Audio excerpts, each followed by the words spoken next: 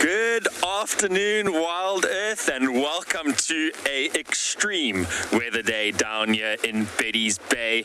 My name is Byron, and I'm going to be your naturalist for the day down here at Penguin Beach.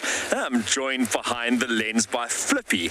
I really wish that everyone could see what I am looking at right now. Flippy is holding a pink umbrella, and he is protecting himself as well as the camera gear so we can come to you live. I'm going to jump out of shot, and I'm going to join Flippy under the umbrella to stay nice and warm. You'll see a beautiful backdrop of Betty's Bay behind me on a very extreme weather day, and I'm now able to join Flippy behind the umbrella and give him some assistance so that he can operate the camera and we can observe what the beautiful African penguins are up to down here today. We are down at the left wing, and we have chosen this location because it is the closest to shelter. We are about 30 meters from the closest shelter. Flippy is just wiping the lens, as you can imagine. It is quite wild and wet, and these are the weather conditions that are associated with the Western Cape and Betty's Bay in particular during the winter period. There we go, Flippy has cleaned the lens nicely, and look at the penguins. They don't seem to be bothered by the rain and the wind at all.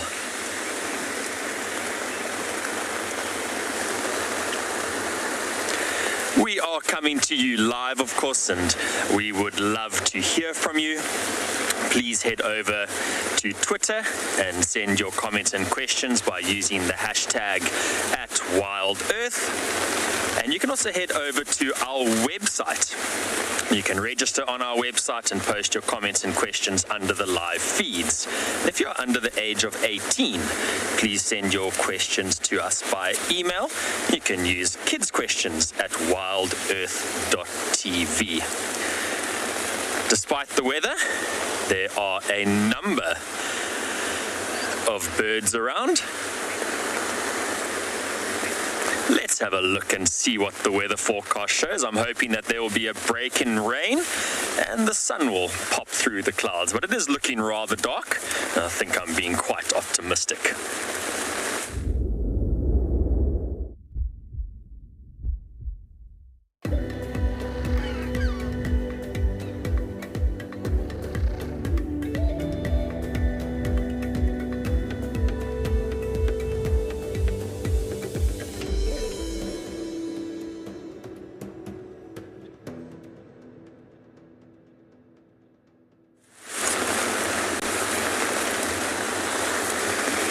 Okay, it doesn't look like we're going to have too much of a break in the weather, and the rain is really coming down. I'm so happy that Flippy brought his beautiful pink umbrella down here to the beach.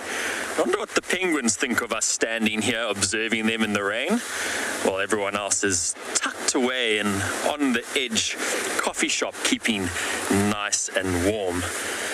Just look how amazing feathers are. This is a day that I wish that I had feathers. Of course, the penguins' feathers overlap, and they use their preen gland to where the oil comes from to put all over their body so that the water just runs off of their plumage.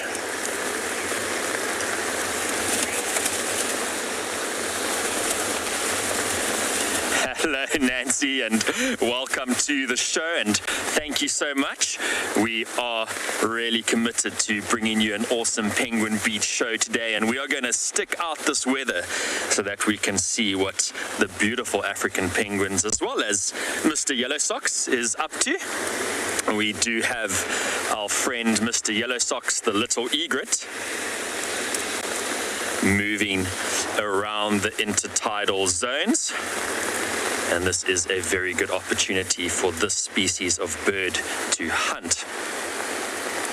There are bait fish that get stuck in these little rock pools in the intertidal zone, and the little egret, being a wader, can exploit this environment and search for southern mullet, especially that get trapped in these rock pools.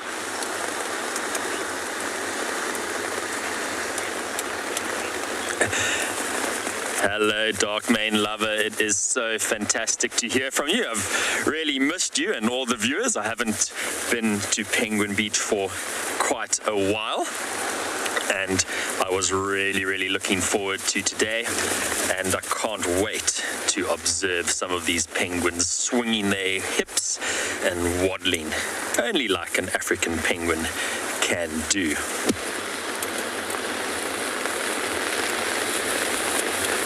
Mr. Yellow Socks is just probing his bill into the water. We know that there's nothing worse than just as your favorite leopard is about to catch his first meal in 3 days, you are on the edge of your seat and up pops an advert. But as you know, a life without advertising would mean a very boring evening when you arrive home from work. Because WildEarth and most other media companies rely on advertising in order to fund our content. But we want to let you know that we hear you, and to show you how much we care about your experience in nature.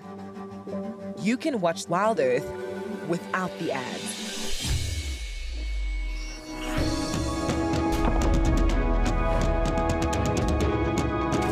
Sign up to be an explorer and watch the channel on the WildEarth website completely ad-free.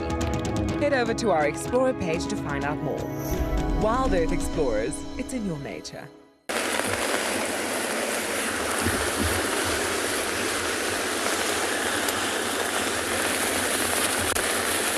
So every now and again when the wind blows, Mr. Yellow Socks will get just a little bit cold. Currently hiding behind a rock. And one of the crazy 8 has decided to join Mr. Yellow Socks in that shallow rock pool. It looks like this little egret has spotted some prey because it is standing dead still, trying to remain stealthy, have a nice stealthy approach.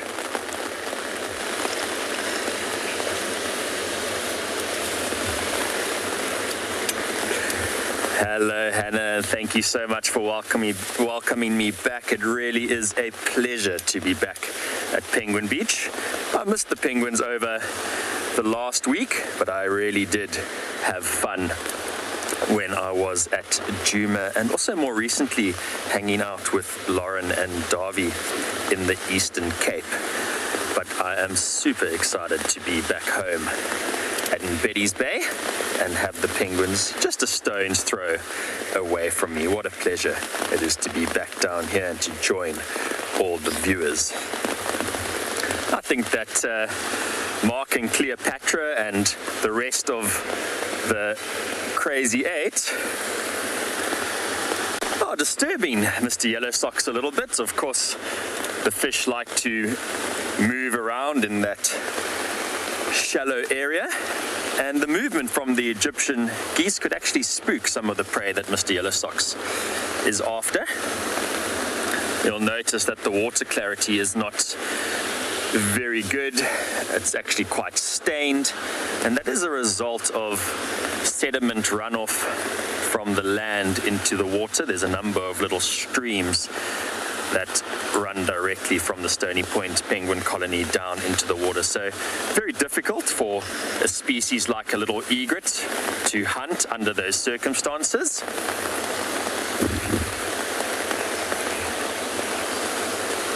Hello, Justin. This is really a typical weather day for winter in the Western Cape.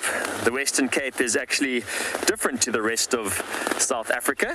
You'll notice when we head over to the Safari Live team a little bit later, I'm sure the weather is going to look a lot different.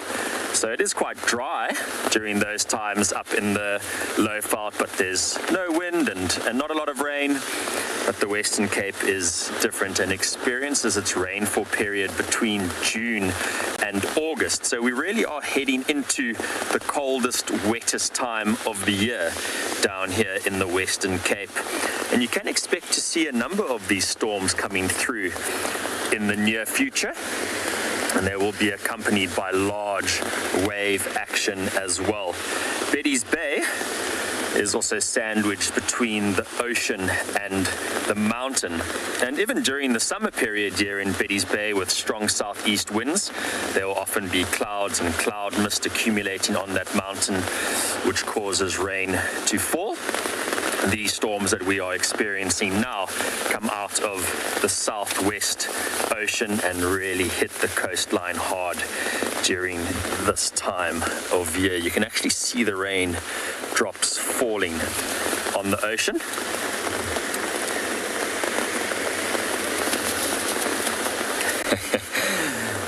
Flippy is just directing me saying that I'm knocking his camera tripod with the umbrella. The Safari Guide of the Year 2022 is approaching us rapidly. This year, we'll be heading to Bushwise Field Guides at the Southern African Wildlife College from the 27th June till the 2nd of July. We will soon meet all our contestants who are vying for the prize of being the very best of the best, and the judges who will put them through their paces. Join me, Steve Falconbridge, as we dream it, guide it, win it.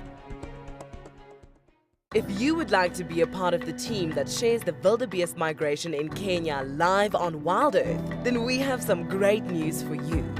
There are a few places left to join our expeditions in August and September this year. You'll be staying in an exclusive tented camp with ensuite bedrooms nestled in the riverine woodlands of the Talek River. Head over to our website to book your bucket list experience today. WildEarth Expeditions. Travel with purpose. Experience it.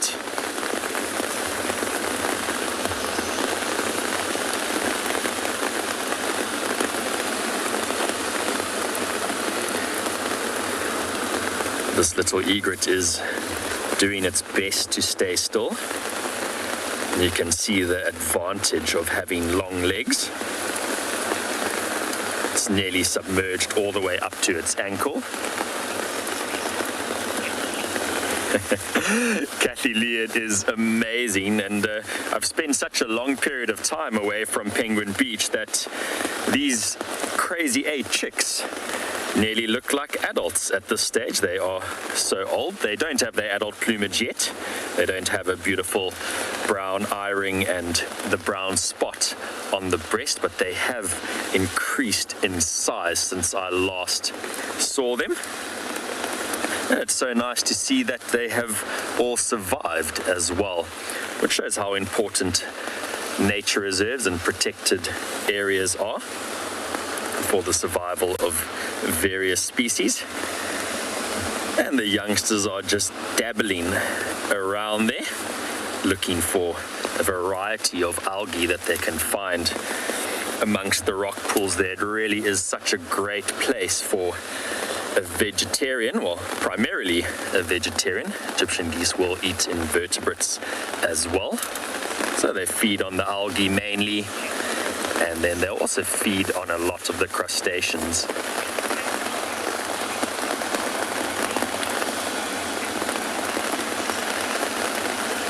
Professor Bolton's classroom. Hello, hello, and welcome to the show. I hope that I got the question 100% correct. I believe that you asked how many different species of birds we will see down here at Stony Point. So there are a couple of resident species, such as the African penguin, which is the main highlight to this area. There are also 4 species of resident cormorant: the Cape cormorant, the bank cormorant, the crowned cormorant, as well as the white-breasted cormorant. Occasionally, you can even see a reed cormorant down here, which looks very similar to the crowned cormorant, but mainly prefers the freshwater environment.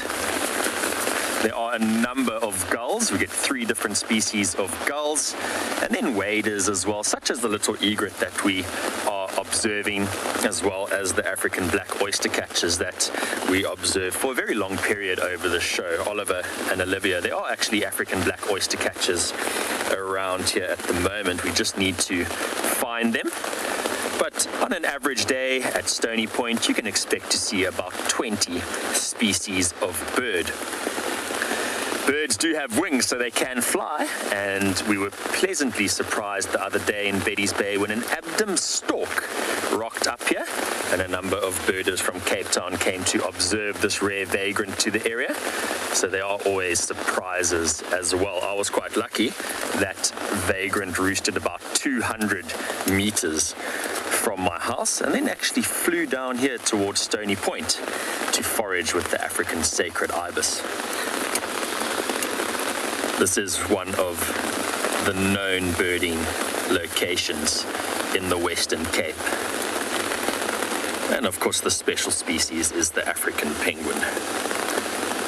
There is a lovely kelp gull, a very common species down here, but one of my favorite for sure, because they just have attitude.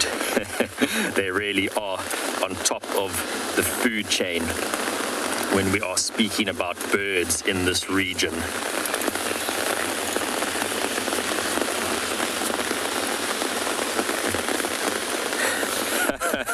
Moonbeam Smith, you are quite right. There is a lot of rain down here, and bless the rains down in Africa indeed, and we really do need it. A couple of years ago there was a severe drought that took place in the Western Cape, and we have been so fortunate enough to have a lot of rainfall over the last couple of years. In the Western Cape, we were actually all close to queuing at water trucks at one stage. So it is always very, very pleasant to see rain. It is such an important resource for animals as well as humans, of course.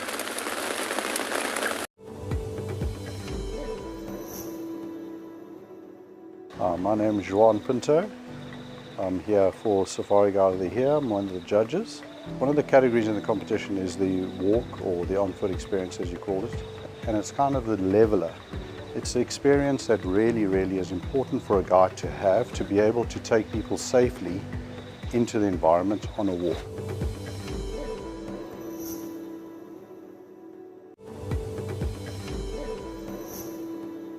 I've been fortunate to be working in the guiding industry for about 26 years now. I've also been fortunate enough to do 9 years of the 10 years as one of the judges, and the particular components that I do is the walking and the shooting exercises. If you're the winner, if you're going to be the winner, it's important to become an ambassador for the field guide industry and competitors in the future.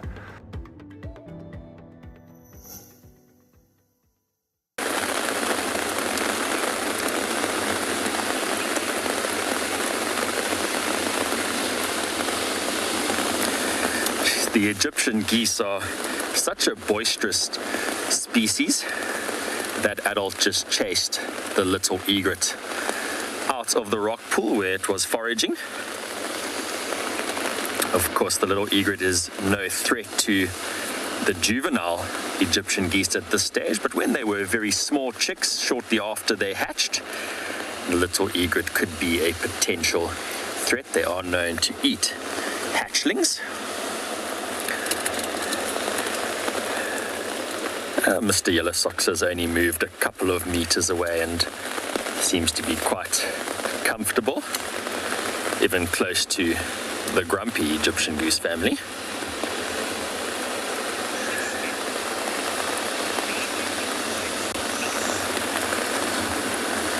Hello, Paul. That's a fantastic question, asking about where egrets nest. I'm just laughing because Flippy, I get excited and I move the umbrella away and Flippy keeps pulling the umbrella in the opposite direction. So egrets like to nest in trees. So they make platform nests, mainly in dead trees, and they often nest and roost in trees with other egret species, herons and cormorants. So they won't nest down here where we are observing this little egret foraging at the moment. They won't roost here either, so they do require trees for roosting and nesting. If we had to look at the African black oyster catchers that are having a lovely bath in the shallow rock pools, they roost and nest right here along the shoreline. So the African black oyster catchers will roost on rocks or on sandbanks, generally in an elevated position to look out for danger.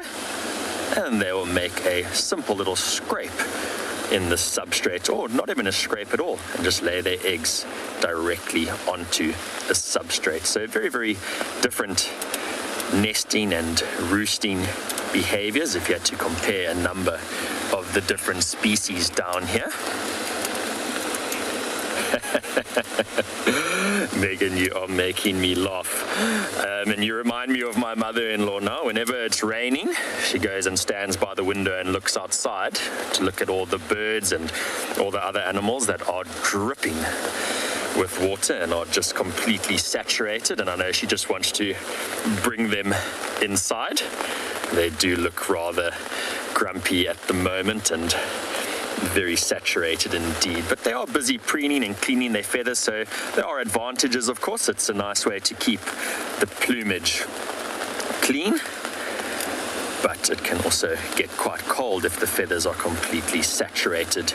If you look at the rocks, there are areas for these oyster catchers to hide, but at this stage they actually seem quite comfortable just standing in the rain. I would definitely be right underneath that rock, sheltering from the rain.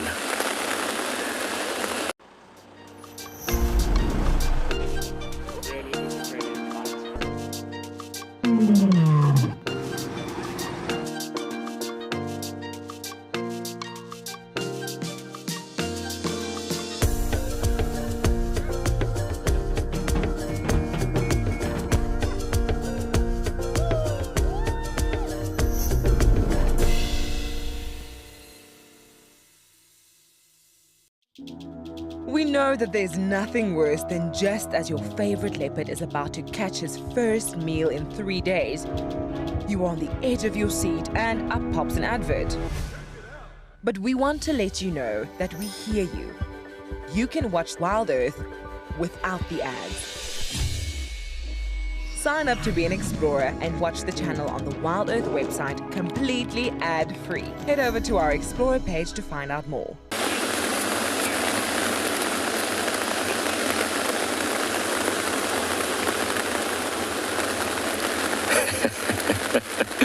The individual that navigated the rock so well just took a little bit of a tumble off the one rock, and the penguin in front of it looked like it was trying to interact with it in a submissive way.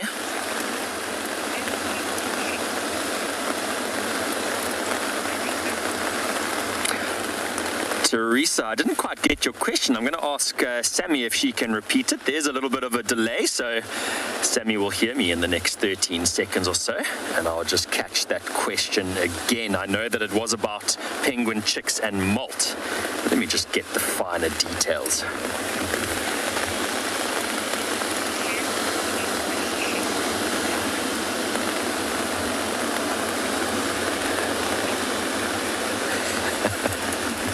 Sammy, thank you so much. Sammy has repeated that question so slowly in my ear and twice so that I get it correct. No reference to molt whatsoever. My apologies, Teresa. Can penguin chicks die from the cold? Yes, they can, especially when they initially hatch.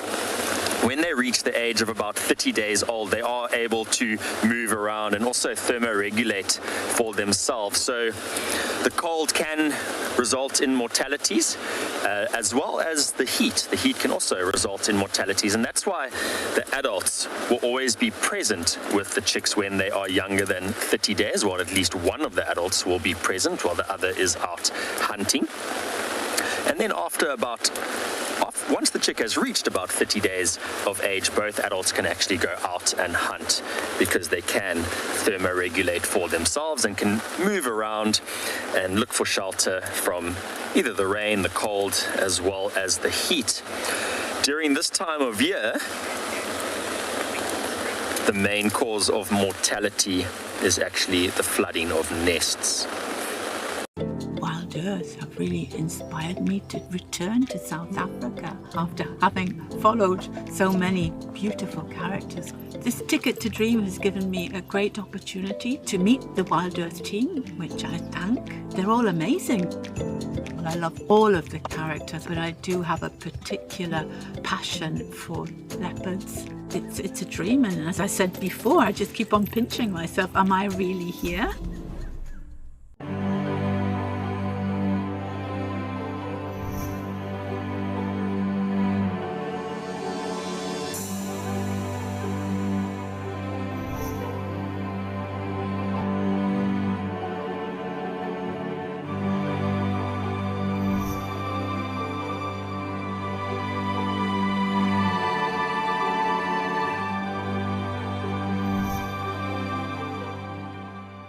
That allows the African penguins to occur here.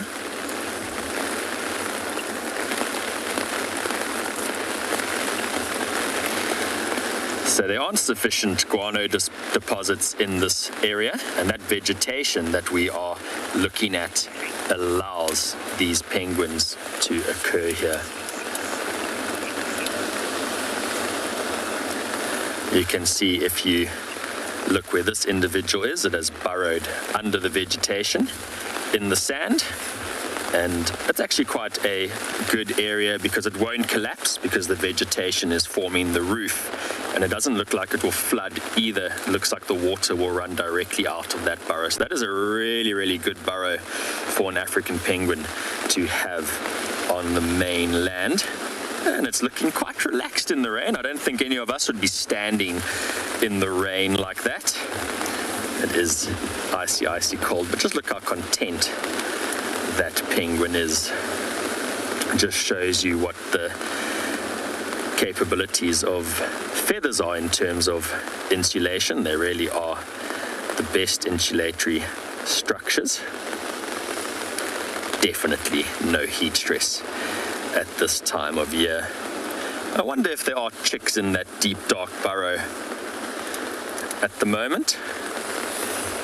Very difficult to tell, because as we know from observing the activities at the Shire, those burrows can be very deep, and I was so surprised when Jax told me that she couldn't see the penguin chicks at the Shire, and then she eventually saw them during the show, and they had just gone so deep into that burrow that they were completely out of sight.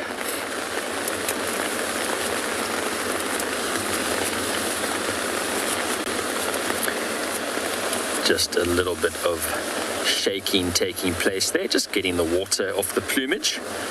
You often observe this behavior when the penguins come out of the water from foraging or bathing.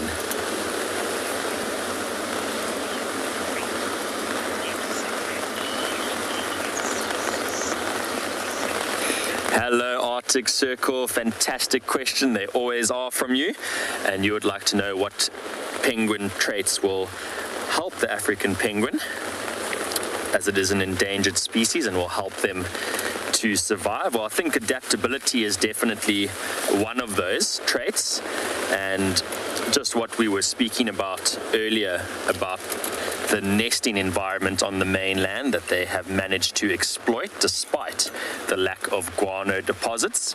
So the Stony Point penguin colony and the Boulders Beach penguin colony, the establishment of those colonies and the ability of the African penguins to establish new breeding colonies in those regions are definitely a survival trait that will help them.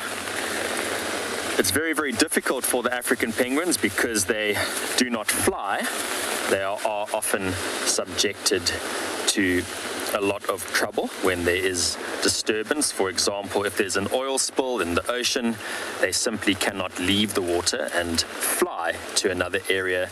They unfortunately have to swim through the oil, and they result in getting oiled. So very difficult for a flightless bird. Of course, if there is disturbance down here at Stony Point, like if there is a dog in this region that chases them, they do not move very well on land.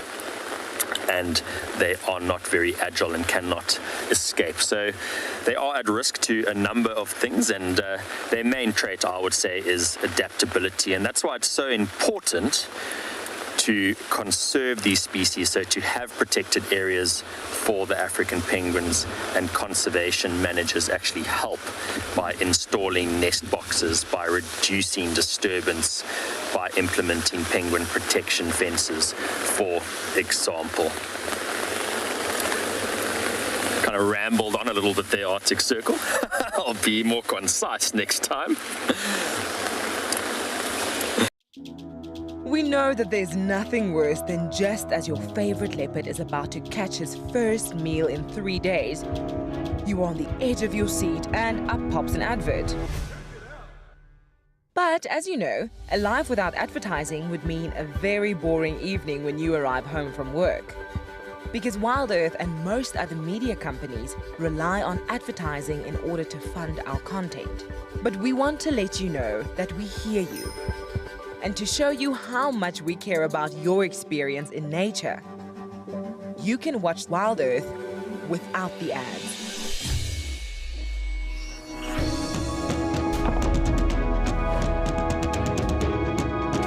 Sign up to be an explorer and watch the channel on the WildEarth website completely ad-free.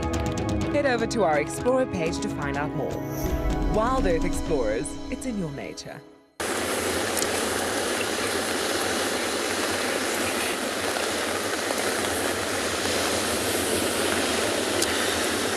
There were some unanswered questions yesterday that Jax handed over to me, and Zama had a very interesting question. And Zama asked, why are fairy penguins called fairy penguins? And it is in fact because of their size. They are the smallest penguin species known to occur. They are about 40 centimeters from bill to tail. So very, very small. Their name has actually changed from a fairy penguin to a little penguin, which is quite self-explanatory. Casey had a lovely question now. Casey would like to know if you are allowed to hold injured penguins. So what happens with injured penguins is that there are contact numbers that you can phone to come and assist injured birds. Cape Nature would be one of those numbers, and Sandcob would be another one that you can contact. Sandcob work very extensively. Sandparks work very, very extensively with injured seabirds, especially penguins. Sorry, you didn't ask if you could hold them, you asked if you could help them. I do have that clear. There's a little bit difficulty here under the umbrella at this stage. So you can help them, but the best way is to phone Cape Nature, Sandcob or Sandparks. And there are employees from those organizations that are very well trained at handling penguins. It's very important that penguins get picked up in the correct manner. So I wouldn't advise that you should pick up a penguin if you do not know how to.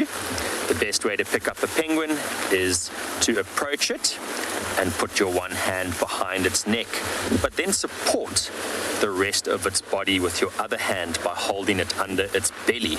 If you simply pick the penguin up by its neck and it twists and turns, you can actually cause damage to its spinal cord and injure the bird even further. So Sandcob, Cape Nature or Sandparks will come along with either a net or with wetsuit gloves and a box, and they will pick up that penguin and put them straight into the box, and that way they are handled in a safe manner. Mr. Yellow Socks has just done a very nice flyby for us and has landed very close.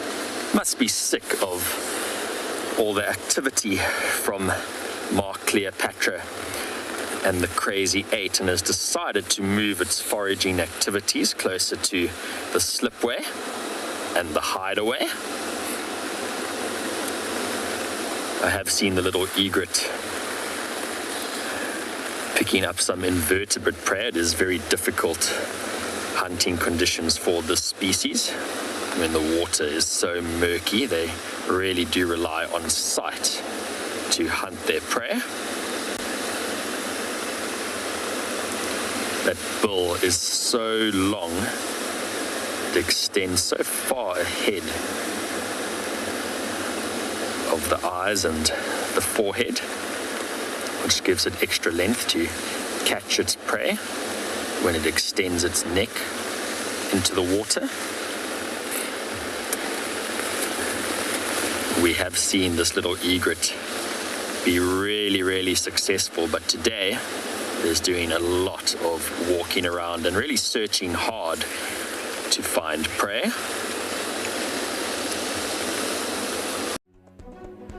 The Safari Guide of the Year 2022 is approaching us rapidly.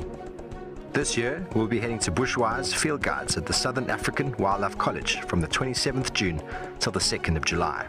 We will soon meet all our contestants who are vying for the prize of being the very best of the best, and the judges who will put them through their paces. Join me, Steve Falconbridge, as we dream it, guide it, win it. If you would like to be a part of the team that shares the wildebeest migration in Kenya live on WildEarth, then we have some great news for you. There are a few places left to join our expeditions in August and September this year. You'll be staying in an exclusive tented camp with ensuite bedrooms nestled in the riverine woodlands of the Talek River. Head over to our website to book your bucket list experience today. WildEarth Expeditions. Travel with purpose.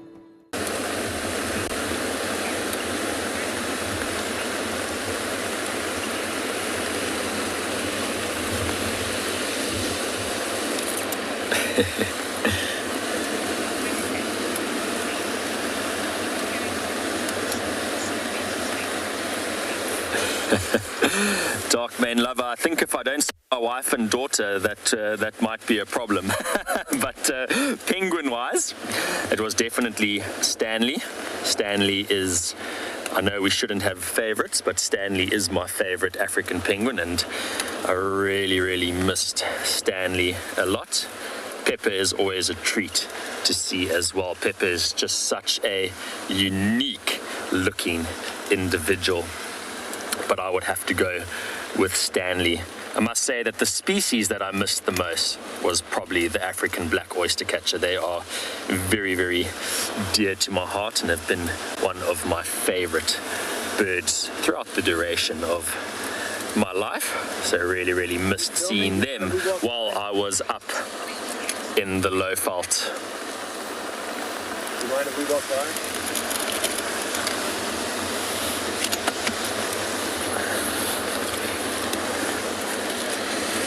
We've just had some guests to the colony just walk past us, just asking if they can pass by. So it's nice to see that people are still here braving the weather so that they can observe the African penguins.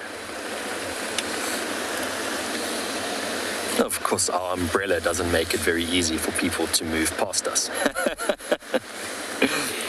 Flippy and I are huddling here together.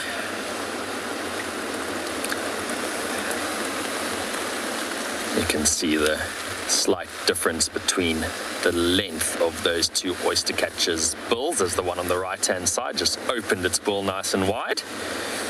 I believe that is the male that has just tucked its bill between its wings, and the female is on the left-hand side with the longer bill.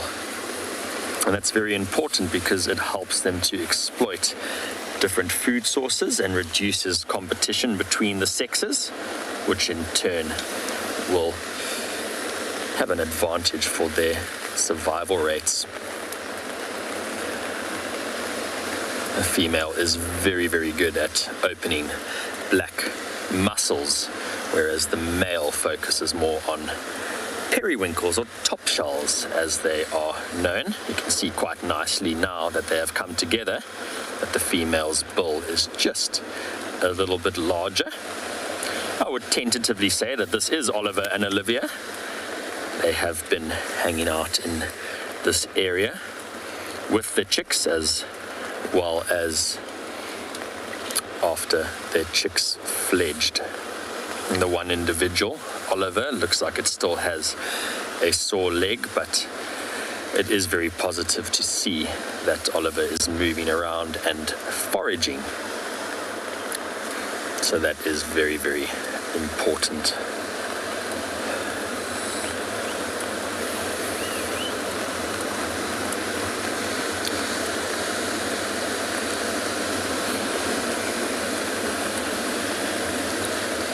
They just seem to constantly preen themselves under these weather conditions.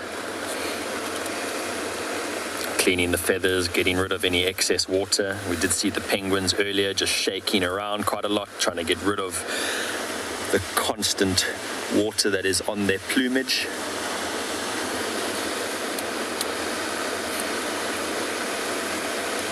And the oyster catchers aren't really shaking their feathers too much, rather using those long chisel-like bills to keep themselves clean.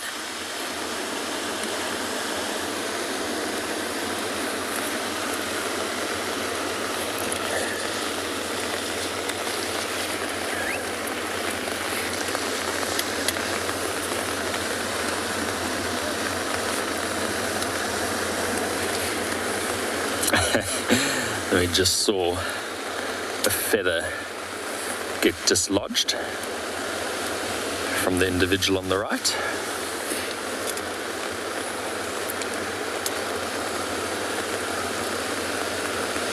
And both of them are very, very busy at the moment. It is a good time for the oyster catchers to forage, as the water is quite low, so there's a lot of exposed shore, and their prey items, being mainly sedentary or either slow moving, would be easy to obtain. But of course they do forage in bouts. The Egyptian geese are actively foraging at the moment, with the algal beds in this region being nice and exposed and easily accessible. We'll find that as the tide comes in,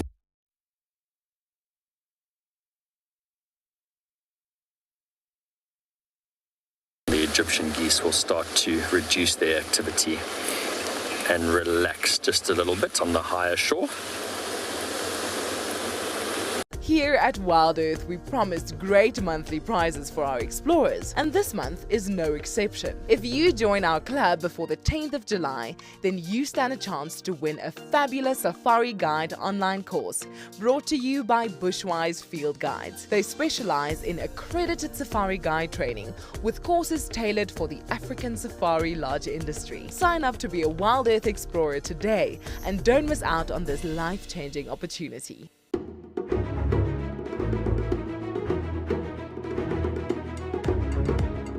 And coming up in first place and officially named Mbilo is Heart's Cub.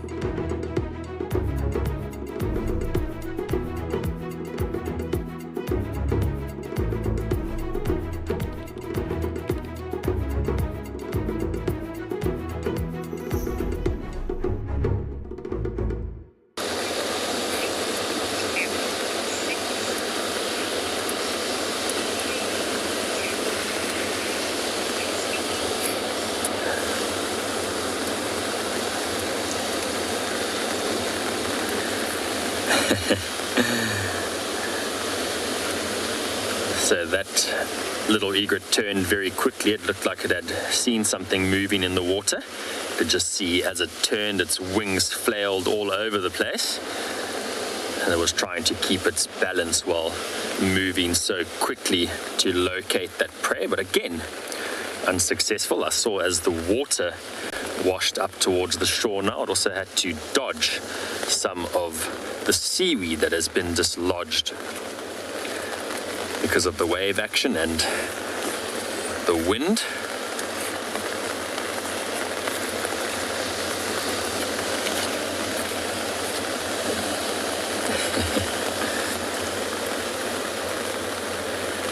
The Egyptian geese seem to be quite nice and settled but the egret is hanging around the youngsters. Surprised the adults haven't run in there now to disturb it. You'll notice that this bird is trying very, very hard. It's walking through different depths of water. Sometimes it's walking just with its feet covered. Other times it's walking with the water very close to its belly. And it's moving location as well, just trying to figure out what the best strategy is and where it can find food under these very, very challenging conditions. Igor said that Mr. Yellow Socks should have been called Gandalf, and I can see why. When this bird stops, it does look like it has a nice beard. You can see from around the breast area those beautiful long feathers that are hanging towards its legs.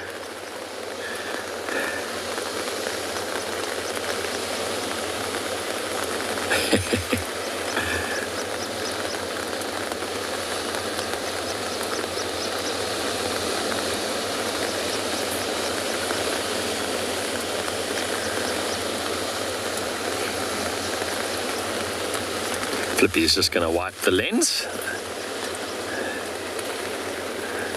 Good work, Flippy.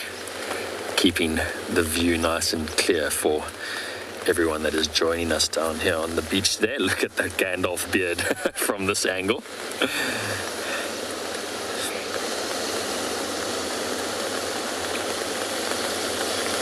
Looks like every now and again this bird is picking something off the surface, and I believe that it is probably the little crustaceans known as sand fleas that are getting washed into the water. Sand fleas like to hang around on the edge, and they like to feed on the kelp that has been washed up on the beach, and every now and again when there's quite a large surge, they'll be pulled into the water and made available to the little egret. Quite small little prey items, not really what the egret is after. Would enjoy a nice minnow size and shaped fish, but beggars can't be choosers at this stage, and not a lot of energy is being expended by having these little crustaceans drift up and down in the current. This bird can simply stand there and pick them off the surface. We protect and reconnect nature across southern Africa. We bring countries together to care for wild spaces that stretch beyond borders. We protect and restore biodiversity. We prioritize the people living in these landscapes, enabling them to thrive in harmony with nature. We are restoring tomorrow.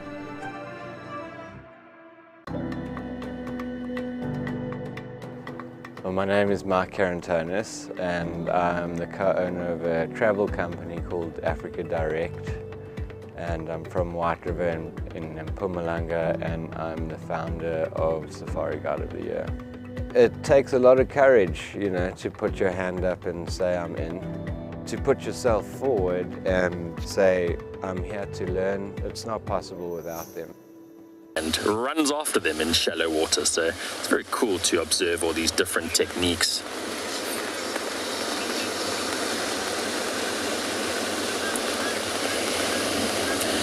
And it's good to employ a number of different strategies when hunting prey, because there are always changes in the prey species' behavior as well. You can see as the water washes in, the bird gets ready. You can see how the water is right up, it's covering its legs, and this could bring fish into close proximity to it. It looked like it just started to concentrate a little bit more. Maybe now it's a little bit cold from that water flashing over its legs. But just subtle changes in the environment like that, from the water going from shallow to a little bit deeper, can bring something into close proximity to this individual. Dark Mane Lover did ask a very nice question yesterday, which seabirds have gone extinct recently, and Jax has done so much hard work into researching that topic that I'm going to leave it with her. She has a number of different species that she can discuss. So Dark Mane Lover, tune in tomorrow and Jax will be ready to rock and roll and give you a lot of information.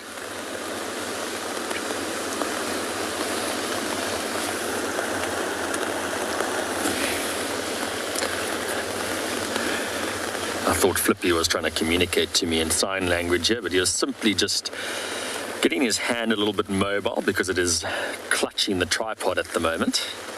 I'm sure his hands are quite cold.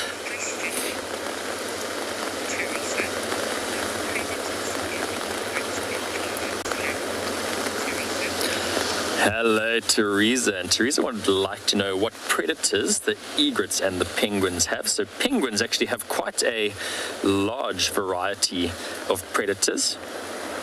They have predators in the marine environment, such as sharks and orcas, but the main predator in this area where we are that occurs in the sea would be the Cape fur seal. And the Cape fur seal is very, very clever, and it's often amongst the young male seals that learn this tactic. They'll hang out around penguin colonies and wait for African penguins to come back from hunting offshore, and then simply attack them and open up their stomachs and gain access to the fish inside their stomachs. So quite a unique strategy that they employ. I have observed this at the Boulders penguin colony, and that facilitates feeding for other species as well. The penguin carcass washes up on the shore, and the kelp gulls and the heartlip gulls often attend to that carcass. Kelp gulls also like to feast on little penguin chicks when they are young, and they consider penguin eggs to be a delicacy. And it's very interesting watching them once they have obtained a penguin egg, because they fly a couple of meters up, maybe 10 meters into the sky, and then they find a nice flat rocky surface and drop the egg so that the shell cracks, and then they have access to the contents inside. Even the sacred ibis that we often observe down here, which has a bill designed for probing, can pull adult penguins off their nests and gain access to the eggs and the chicks. And now that penguins occur on the mainland, they are exposed to other predators, such as the small grey mongoose, which absolutely loves eggs and would really like a small little penguin chick to feast on. And Cape leopard have actually been known to predate on penguins down here at Stony Point, as well as caracal, which is another small cat.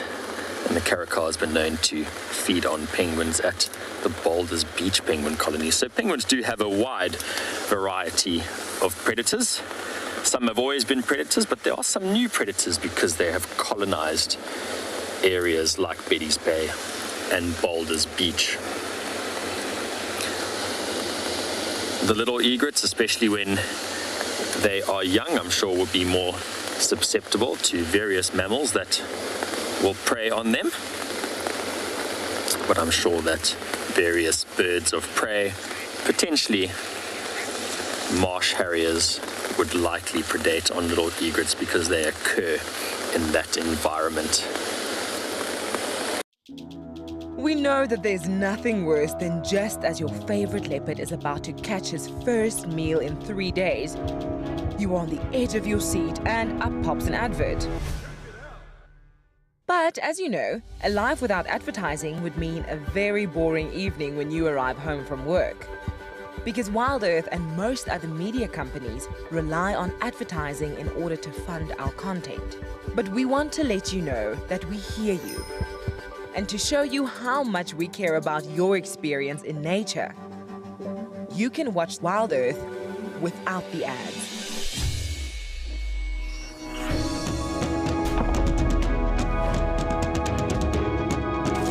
Sign up to be an explorer and watch the channel on the WildEarth website completely ad-free. Head over to our Explorer page to find out more. WildEarth Explorers, it's in your nature.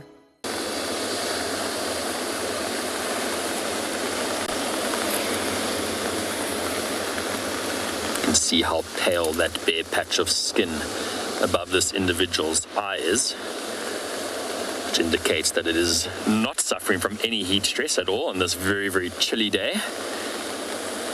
Quite a contrast to summer or even autumn when the sun was really baking down.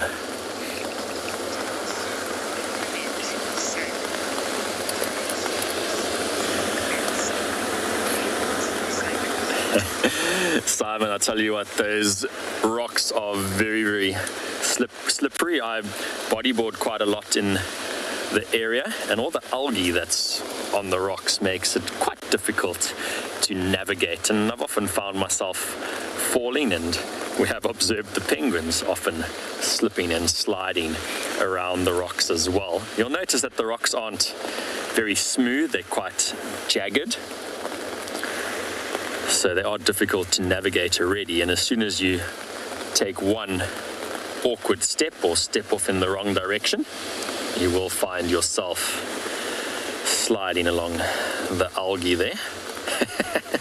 This penguin's giving Flippy the runaround. It was looking like it was heading to the nesting area and then just decided to run. That was quite a good penguin run, I must say.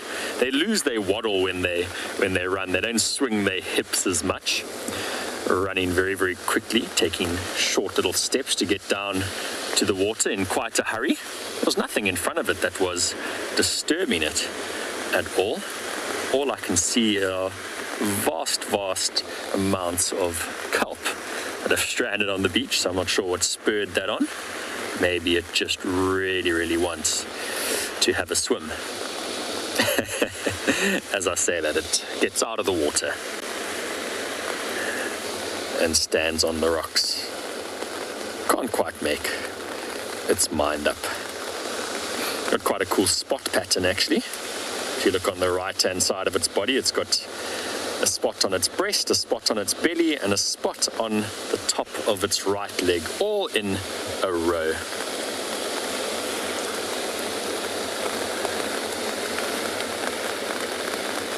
And then some spots on the left hand side as well, but the rest of the belly and the breast are fairly white, actually quite nice and bright white.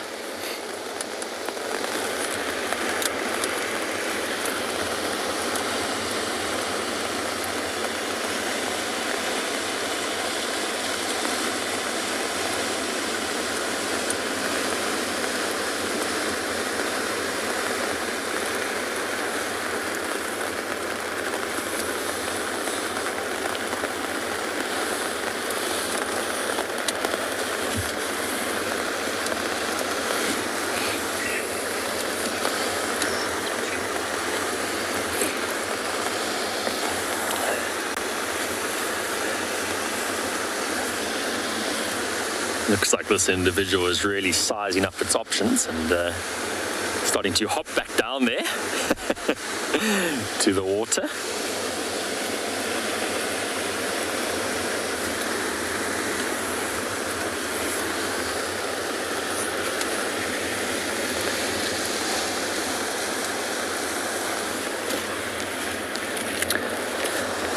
And has decided to finally go out into the water for a swim. I've left Flippy now and he is handling the camera, he's handling the umbrella.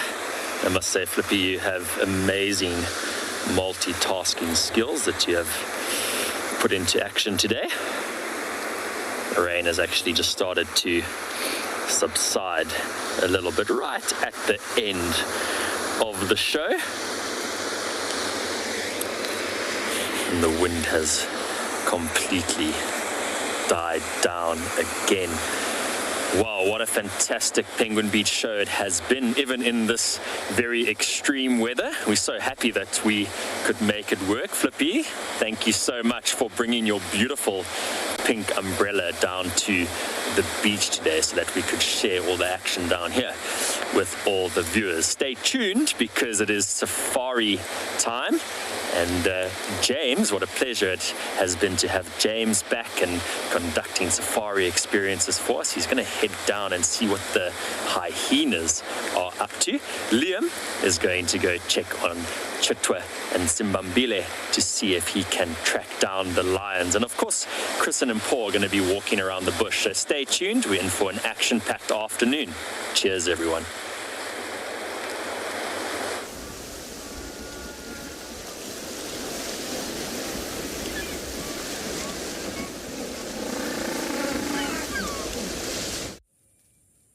This program features live coverage of an African safari and may include animal kills and carcasses. Viewer discretion is advised.